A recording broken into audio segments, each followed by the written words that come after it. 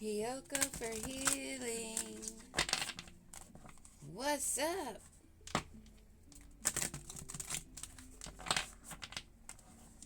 Of course, we're here for another message. A message of the divine. One given to me to give to you. A confirmation. Sign or synchronicity. Something that gives a light bulb moment.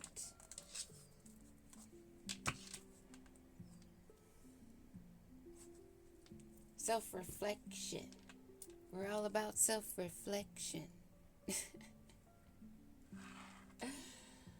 That's what I heard. Faith. That number 9.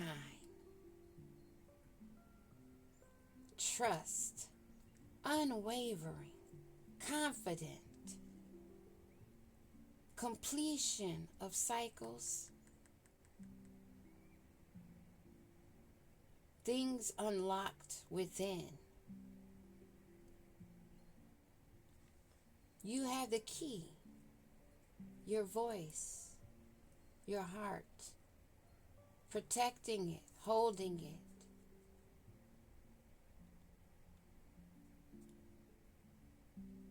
Allowing that fire within. That spark that gives you a glow. Because you walk in trust, unwavering and confident in your soul's purpose. Your heart is open, but not just to anyone. Those that have the same keys.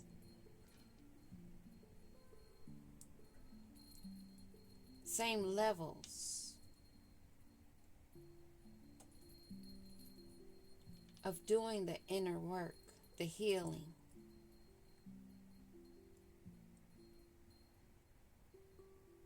And keep their fire burning themselves because of the trust, unwavering, and confidence. Knowing that they've completed cycles. They've learned their lessons. Still very caring. Empathic.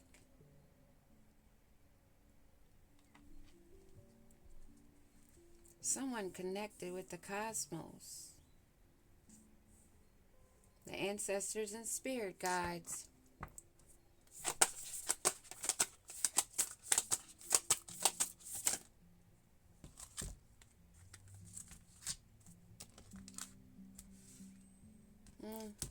I guided to leave those like this.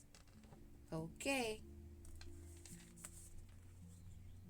Death rites. 11.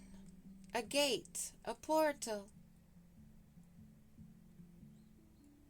Saying goodbye. Formal occasion honoring lives.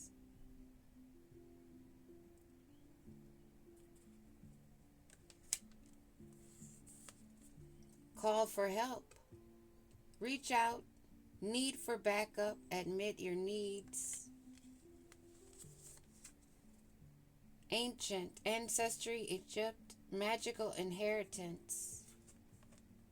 And an anti-hero. A maverick, risk taker, rule breaker. That could be good or bad.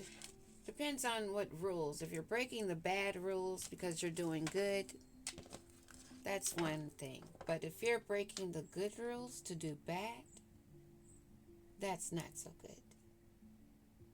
Do you see how it's not cookie cut? Outsiders and those that have faith. Those that are misfits, loners, wanderers, can also be those of faith. Having trust. Unwavering in confidence. They may look different, but have the same heart. Or this outsider could be a villain. that feels like they've been left out because they see your gifts.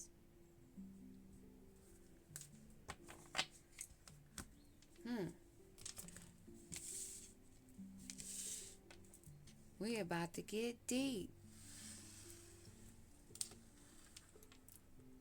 I like this side message. I wonder how it's going to go. Is it the duality or is it the evil against bad? We'll find out.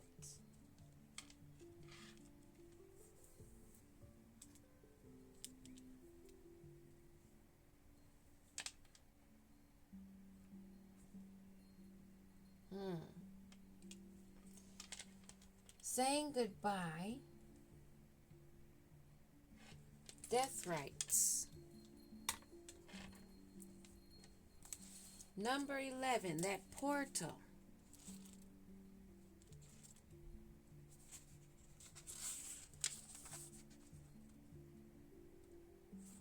This is about those needing to let go, because it can be a curse or a blessing.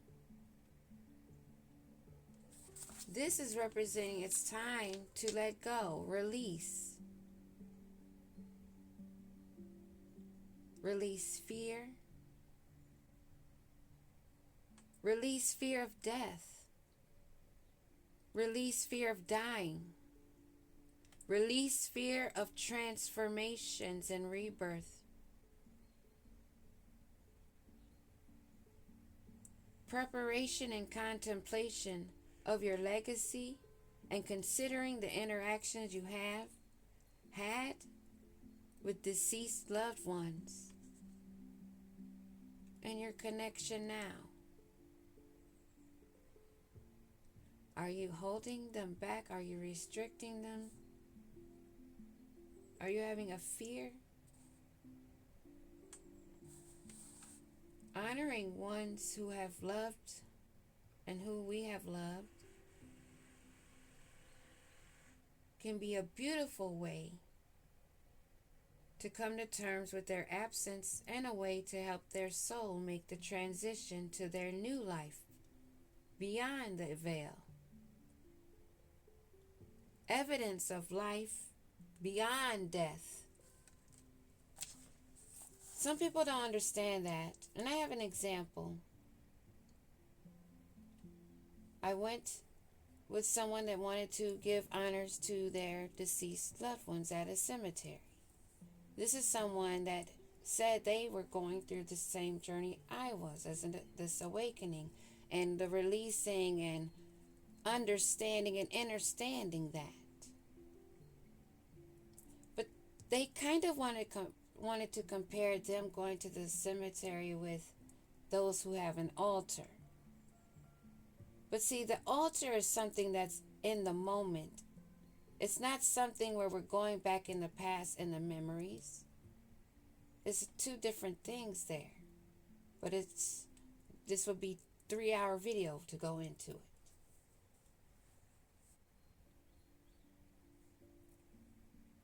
We need to understand that there's levels in everything. Levels in hell, levels to heaven, levels to where we are standing in our spiritual rank in this human form, walking the planet. We are not here at any time, even if it was our greatest love, dead or alive, to release that energy and to move on, wishing them well. And if it's destined to be that you are together in another lifetime, releasing control. But see, this is a pill that a lot don't want to swallow. And hence we are in this lifetime with myself, another example of someone of a past life that does not want to let go, but is not growing. Do you understand?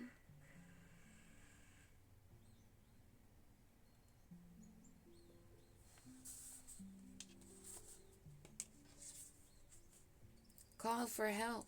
Reach out to your ancestors. They are there. need for backup, admitting your needs, but there's a difference there, even with these two.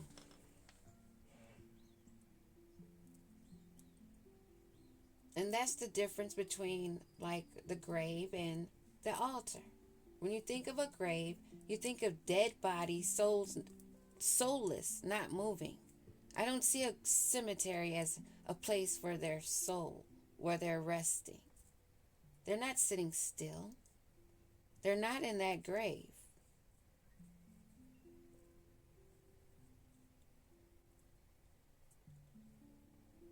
I went with my friend to get balloons and everything they wanted to put on the grave, but when we got there, I went there for support with them, and plus I was visiting. So I really didn't want to stay back at the house, you know. So I decided to just stay inside the vehicle. He thought it was a little odd, but everybody learns at their own pace. It wasn't for me to say, no, you shouldn't do this. I just explained to him why I did not. But that's myself.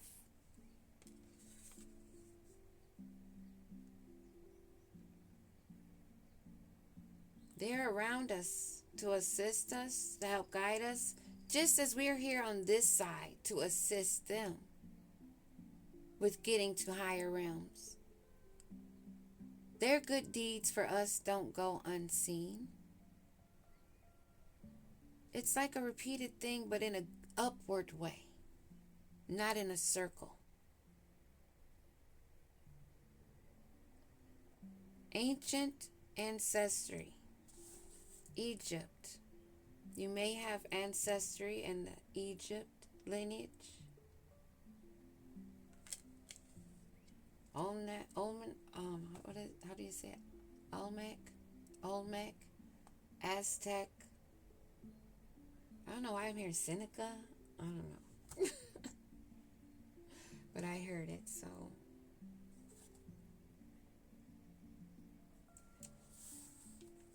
Let's look at 12. Call to help. 11, 12. 2, 3, 4.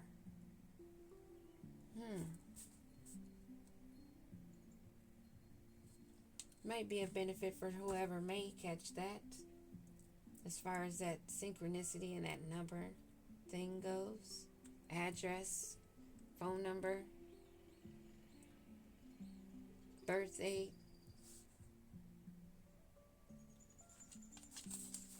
But that call for help. It is wonderful to have foreknowledge of when you need to work with protection and shielding yourself. Do you see?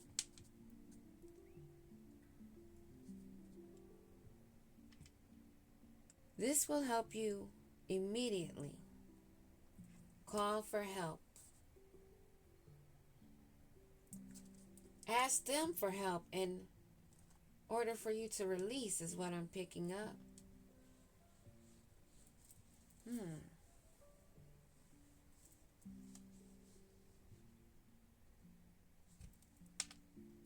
Ancient.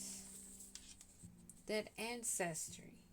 Your guides. Your lineage. Your path. Ascension.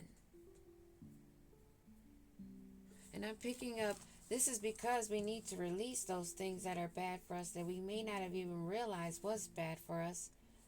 And also those things that were good for us, but only for that time. Side note.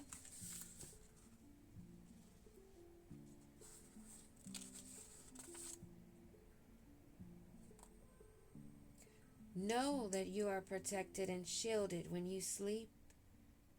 You will soon be having nourishing, healing sleeps, from which you awaken revived and ready for each day. I have been exactly that.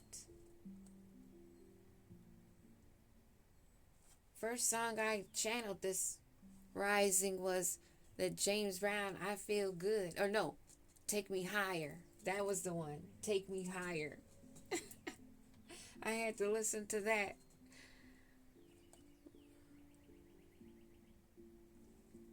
My knowing what was left to me from my lineage through my blood, it is not the soul that I'm holding on to. It's the lessons. It's the DNA. It's the warrior energy.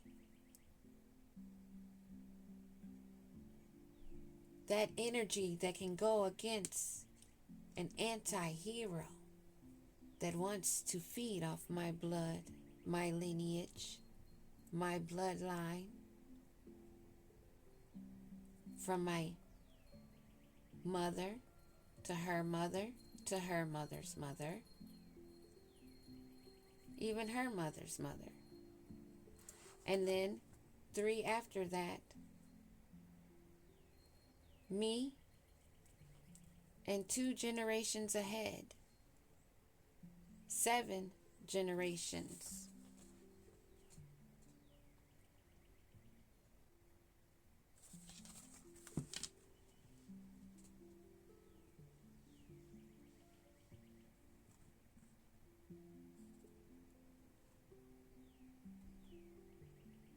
They give us the nourishment.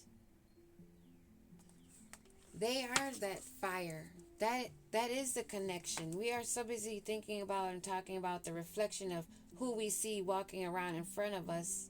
What about that reflection, that energy, the reason why your ancestors picked you to be the black sheep, to carry the torch, or to pass their gifts on to you because they weren't able to fulfill their purpose.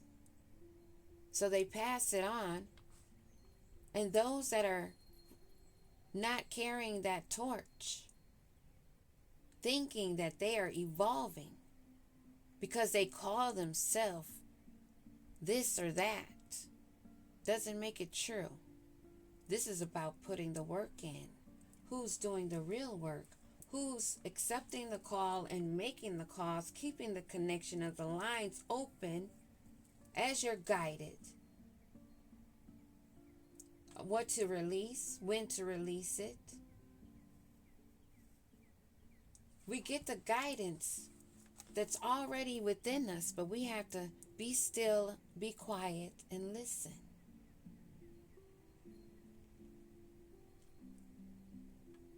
Magical inheritance.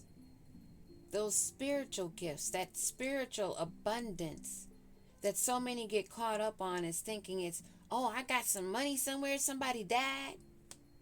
That energy, it stinks.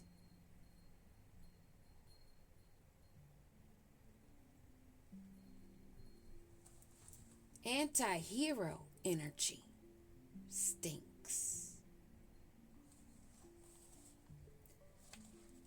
And as I said, we'll find out further in this story if this is a bad guy or a good guy, with some duality going on here.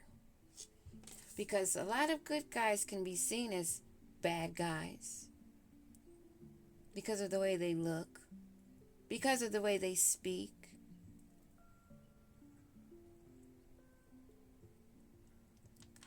But we will see. She is dressed a little scandalous.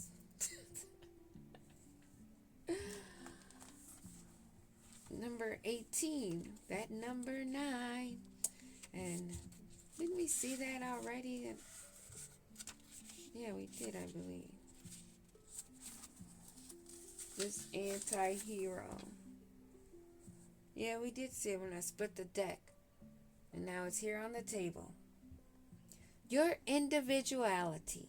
That is the point I was making. Your individuality is a gift from the divine. Ashe. Toot toot. For the haters in the back. You are the only person on the planet like you. You truly are here for a purpose. And you truly are needed here. So fuck what the hoes say. That can't even put up their own picture, you bot. And there will be no more loneliness. No more loneliness. So, Those little, every 3 or 4 blue moons that occurred, and maybe you feel like, wow, it would be nice to have somebody else around. But then it goes away. So we won't have that anymore, I guess. Those that have it. It's normal.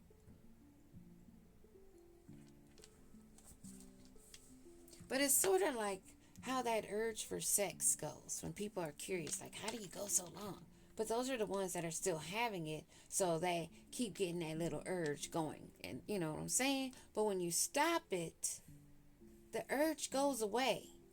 Yeah, you still can get, you still feel like it's there. Like, you still got that energy. You're just not using it that way. You're using it, putting it into something else.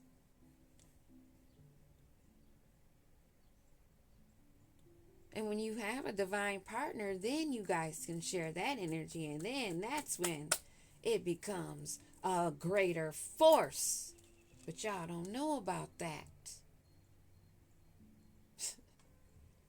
Because all these wrong ones got you scared when you see the right one. Don't let that occur, because that's part of the trap also.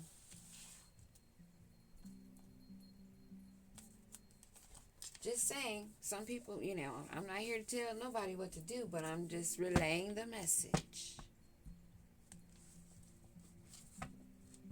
Because I've heard a lot of females say, oh, heck no, I ain't never staying in the house with another man in my life. And I'm like, oh, man, you're falling for the trap, but you're just not recognizing.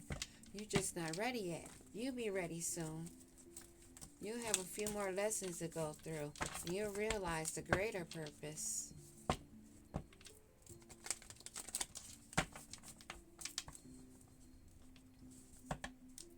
Each in their own time. But I know if I come across the right one, and not one of these frauds, but only in divine time when it's the right one. Because I've had so many tests on the wrong ones that pretended to be right ones that were just warlocks. Dirty ones, using their divine power for the dark lower vibration to bring others down, to feed off of those others, including children.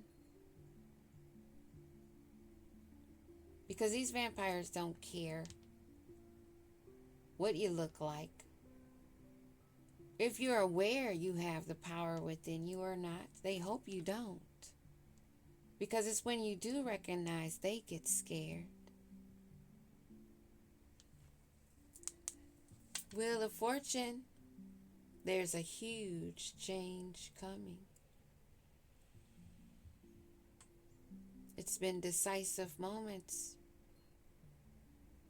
unexpected events in these changes, but now there are some good opportunities, something destined.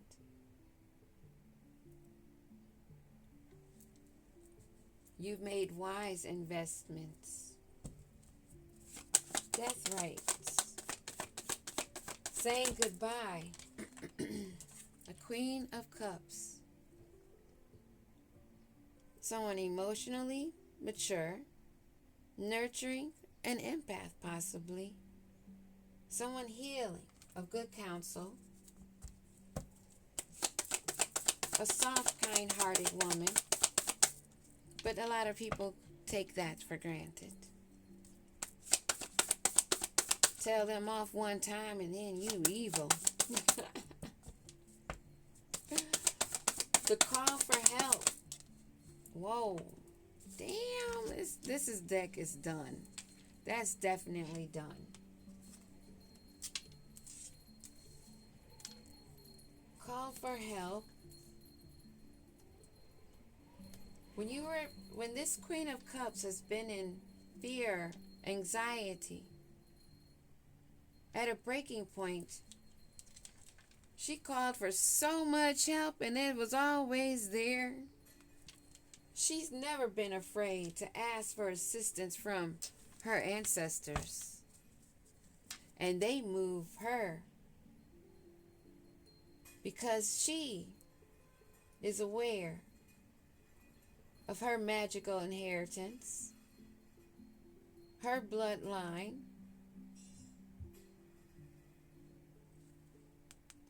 that pain, those lessons, that anxiety, that fear. She took those lessons and she moved forward, possibly with a child, young adult,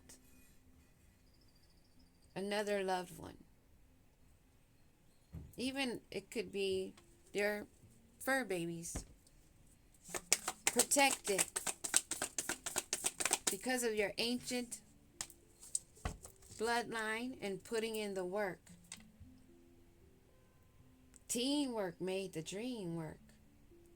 You collaborated with your higher self and your spirit guides. You call for help and they answer, just as you listen to them.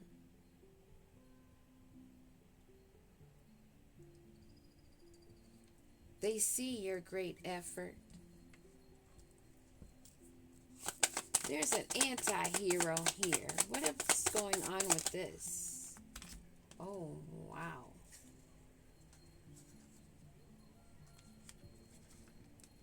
As I was saying,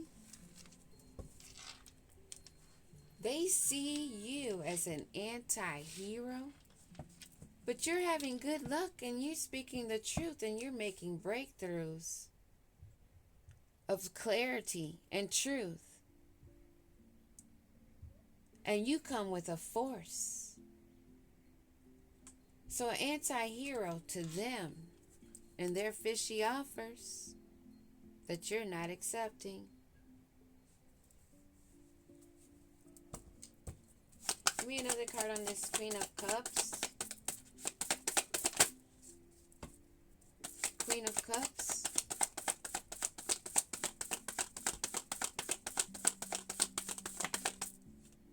Moved away.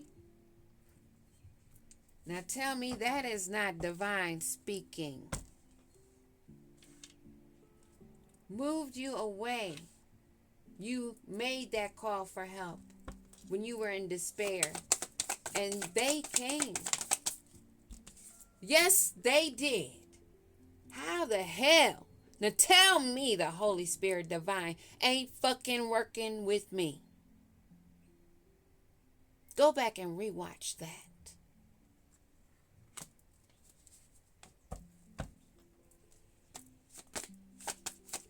You put the work in. You stuck with it. You stayed true to your truth. They want to compromise. People want revenge. Or maybe this is your ancestors coming in. You cut your losses. You made a clean break. Clean getaway. King of Swords on that ass. And they call you the anti-hero.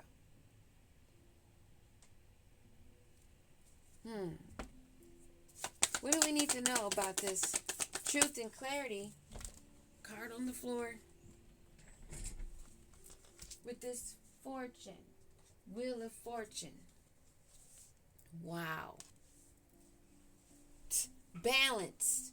First we saw the King of Swords, now we see the Queen of Swords on the table. You got your shit together. So fuck them outsiders. Your faith, your connection is with Source that hands you what you need, when you need it, as you need it. You're here to cut through the bullshit. Those that will eat of those fruits can eat them. They're wise enough to spit the pits out. However you want to take that, however it resonates.